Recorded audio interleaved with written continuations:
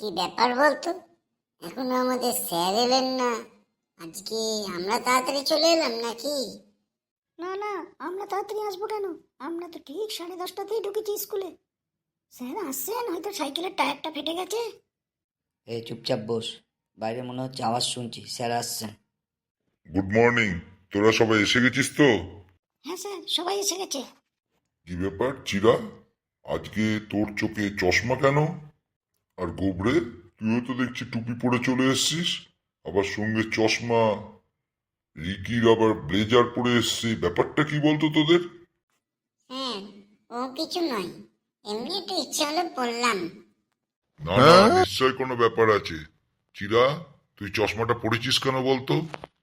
Sir, আমি কালকে টিভিতে দেখলাম ক্লাস 5-এর একটা ছাত্র চশমা পরে ঘুমোতে ঘুমোতে ও স্বপ্নে দেখেছে ও আমেরিকা চলে গেছে। আমেরিকাতে গিয়ে ইংরাজি তো সে জানতোই না, কত সুন্দর ইংরাজি শিখে আজকে আবার ইন্ডিয়াতে ব্যাক করেছে। বাহ, ভারী মজার তো। তার মানে ও স্বপ্নে ইংরাজি শিখে গেল? হ্যাঁ স্যার, টিভিতে দেখালো ও এখন ইংরাজি ছাড়া কোনো কথাই বলছে না, সবসময় অনর্গল ইংরাজি বলে যাচ্ছে। কি সাংঘাতিক ব্যাপার! তো ওই জন্য তুইও চশমা পরে নিলি? স্যার, ওই জন্যই কাল বিকেলে আমি চশমাটা দোকান থেকে কিনে সবসময় চোখে রেখে দিয়েছি। কিন্তু আমার কপালটা খুব খারাপ, আমি এমন একটা স্বপ্ন দেখলাম। কি স্বপ্ন দেখেছিস তুই আবার? স্যার, আমি স্বপ্নে দেখলাম আমি আর গোবরে দুজনে জঙ্গলে বেড়াতে গেছি। হঠাৎ চিতাবাঘ তাড়া করেছে, গোবরে মরার মতন শুয়ে পড়েছে, আর আমি গাছের উপর উঠে পড়েছি। উঠে পড়ে দেখলাম গোবরেকে চিতাবাঘটা শুকলো। গোবরে যেহেতু মরার মতন শুয়ে পড়েছে, কোনো অসুবিধা হয়নি, কিন্তু চিতাবাঘ তো গাছের নিচে বসে আছে, কখন আমি নামবো। যদিও বাঘটা ওঠার চেষ্টা করছে, কিছুতেই ও পারছে না। অবশেষে অনেকক্ষণ বসে থাকার পর বাঘটা চলে গেল। এইটা সত্যি একটা সাংঘাতিক ব্যাপার। তো তারপর কি করলি? তারপর হঠাৎ ঘুমটা ভেঙে গেল, আর স্বপ্নটা আবার দেখতে পারলাম না। তা গোবরে, তুই আবার টুপি চশমা দুটোই কেন পরলি? তুইও কি স্বপ্ন দেখছিস? না না স্যার, আমি স্বপ্ন দেখতে যাব কেন? কালকে আইপিএলে দেখলাম বিরাট কোহলি খুব সুন্দর ব্যাট করছে টুপি আর চশমা পরে। ওই জন্য আমি টুপি চশমা পরে নিলাম, কারণ বিকেলে আমাদের আজকে ক্রিকেট ম্যাচ আছে, আমাকেও তো ভালো খেলতে হবে। আর রিকি, তুই হঠাৎ ব্লেজার পরে এলি কেন? স্যার, গোবরেদের ক্রিকেট ম্যাচে আম্পায়ার কে থাকবে? আম্পায়াররা তো ব্লেজার পরেই মাঠে নামে। ওই জন্য আমিও আম্পায়ার হব বলে আমি ব্লেজার পরে চলে এসেছি। বুঝতে পেরেছি বুঝতে পেরেছি। তো পটলা, তুই এতদিন স্কুলে আসিসনি কেন? প্রায় এক সপ্তাহ বাদে স্কুলে এলি। স্যার, আমি প্রতিদিন ঘুম থেকে উঠে এয়ারপোর্টে গিয়ে দাঁড়ায় থাকতাম, যদি চিরা আমেরিকা বা ইংল্যান্ডে চলে যায় ইংরাজি শিখতে। ওই জন্য ওকে তো রিসিভ করতে হবে, ওই জন্যই আমার আসা হয়নি স্কুলে। তোদের মেসের খাওয়া দাওয়াটা কেমন হচ্ছে? মানে খাওয়া দাওয়া ঠিকঠাক পাচ্ছিস তো? স্যার, মেসোর খাওয়া দাওয়া মানে? আমরা তো মাসির বাড়ি যাইনি, তো আমি ওখানে মাসির বাড়ি না গেলে মেসোকে পাবো কি করে? আরে আমি মেসোর খাওয়া দাওয়া বলিনি, আমি বলছি তোদের মেস মানে হোস্টেলের খাওয়া দাওয়াটা কেমন হচ্ছে, সব ঠিকঠাক আছে কিনা? স্যার, হোস্টেলের খাওয়া দাওয়ার কথা জিজ্ঞেস করছেন তো? খুব সুন্দর হচ্ছে। স্কুল ইন্সপেক্টর আসার পর থেকে পুরো পরিবর্তন হয়ে গেছে। ঘন্টে আর ফন্টে খুব সুন্দর এখন ওরা ওরা আর কোথাও পালিয়ে যায় না। ঘন্টে আর ফন্টে? ওরা আবার কারা? আবার হোস্টেলে নতুন কেউ এলো নাকি? কিন্তু হোস্টেলের মাস্টার তো আমাকে বলেনি। না না স্যার, ঘন্টে আর ফন্টে আমাদের ছাগল দুটোর নাম। আমরা আদর করে ছাগল দুটোর নাম রেখেছি, ঘন্টে আর ফন্টে। সকালে তোদের ব্রেকফাস্টে কি দিচ্ছে, মানে সকালের জলখাবার? সকালের জলখাবার স্যার পচা দিচ্ছে। সে কি রে, এই গরমে পচা জলখাবার দিচ্ছে? হ্যাঁ স্যার, পচা ছাড়া তো আমাদের আর কেউ দেওয়ার নেই, পচাই আমাদের দেয়।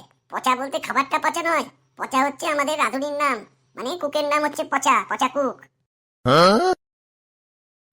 যাক বাবা, আমি তো খুব টেনশনেই ছিলাম যে পচা দিচ্ছে পচা। তা আগে বলবি তো, পচা হচ্ছে তোদের রাঁধুনির নাম। তো কি জলখাবার দিচ্ছে তোদের সকালে? স্যার, সকালে ওইটা প্রথমে আমাদের সবাইকে 1 কাপ করে গরম দুধ দিয়ে দেয়। দুধের মধ্যে অল্প একটু চিনি দেয়, খুব ভালো লাগে স্যার, টাটকা টাটকা ছাগলের দুধ কিনা। আমি তো সেদিন দেখলাম স্যার, আমাদের দুধ দেওয়ার পর পচা আবার নিজেও 2 কাপ দুধ খেয়ে নিল। কেন? পচার তো তোদের খাবার খাওয়া ঠিক নয়। পচার জন্য আলাদা খাবার আমাদের হোস্টেলে দেয়। যাকগে, ওই ব্যাপারে আমি হোস্টেলের স্যারের সঙ্গে কথা বলবো। তো দুধের পর তোদের জল খাবার কি দিচ্ছে? হ্যাঁ, দুধের পর জল দিচ্ছে। তারপর আমাদের স্যান্ডউইচ, কোনো দিন চাউমিন, কোনো দিন ম্যাগি, ডিম সেদ্ধ, এইগুলো হতেই থাকে। তারপর আমরা দুপুরে তো এখানে থাকি, টিফিনে খাবার পাঠিয়ে দেয় স্যার। ওই সময় আমাদের ডাল ভাত আর একটা তরকারি দিয়ে দেয়। রাত্রে গিয়া আবার আমরা প্রতিদিন মুরগির মাংস খাইতেছি, মাঝে মাঝে খাসির মাংস হয়ে যায়। মাটনটা খুবই ভালো লাগে স্যার। যাক, শুনে খুব ভালো লাগলো। আশা করি এবার স্কুলে ফুড ইন্সপেক্টর এলে আমরা বলতে পারবো যে ছেলে মেয়েরা ভালোই খাবার পাচ্ছে। খুব গরম পড়ছে, স্কুলে যখন আসবি টুপি পরে আসবি, কারণ রোদ থেকে নিজেকে বাঁচতে হবে। বেশি রোদ্রে ঘোরাঘুরি করবি না। হ্যাঁ স্যার, ওই জন্যই তো দেখলাম স্কুলে আসার সময় কিছু ছেলে আলোচনা করছে কালকে সবাইকে টুপি পরাতে হবে। আরে সেটা নয়, কালকে হচ্ছে এপ্রিল ফুল। এপ্রিল ফুলে আমরা চেষ্টা করি একে অপরজনকে বোকা বানাবার। ওই জন্যে বোকা বানাবার আর একটা নাম হচ্ছে টুপি পরানো। ওই জন্যেই ওরা বলছিল কালকে টুপি পরাতে হবে, কাল এপ্রিল ফুল বলে। ইয়েস, চিরাগ ঠিক বলেছে। কালকে 1 এপ্রিল। 1 এপ্রিল হচ্ছে এপ্রিল ফুল হিসাবে আমরা পালন করি। ভালোই হলো স্যার, আমি আর মাথা থেকে টুপিটা খুলবই না, তাহলে তো আমাকে কেউ বোকা বানাতে পারবে না। সেটা নয়, কালকে আমরা একটু চালাকি করি একজন অপরজনের সঙ্গে। হ্যাঁ স্যার, গতবার এপ্রিল ফুলে আমি প্যারেন্টসের সঙ্গে মানে আমার মা বাবার সঙ্গে রেস্টুরেন্টে খেতে গিয়েছিলাম। রেস্টুরেন্টে বড় বড় করে লেখা ছিল আজকের ডিনার সম্পূর্ণভাবে ফ্রি। তা আমরা ঢুকলাম, গিয়ে ওয়েটার থালা লাগিয়ে দিল। আমার বাবা মাটন কষার অর্ডার দিল আর আমি বিরিয়ানির অর্ডার দিলাম। তারপর দেখি 1000 টাকার একটা বিল নিয়ে চলে এসছে। তারপর কি হলো? বিলটা কি পেমেন্ট করতেই হলো, না ফ্রিতেই খেয়ে দিয়ে এলি তোরা? হ্যাঁ স্যার, পুরো টাকাটাই পেমেন্ট করতে হলো, কারণ ম্যানেজার বলল দেখুন বাইরে ছোট ছোট করে ওর নিচে লেখা আছে শুধুমাত্র লেবু আর জল ফ্রি।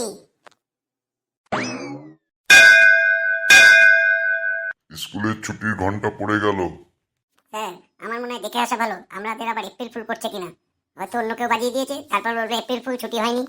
আরে না না, এপ্রিল ফুল কালকে, আজকে নয়। আর স্কুলে এমনটা কেউ করবে না। যাক, বন্ধুদের বলবি আমাদের চ্যানেলটাকে যেন সাবস্ক্রাইব করে। আমাদের চ্যানেলের নাম তার কাটা।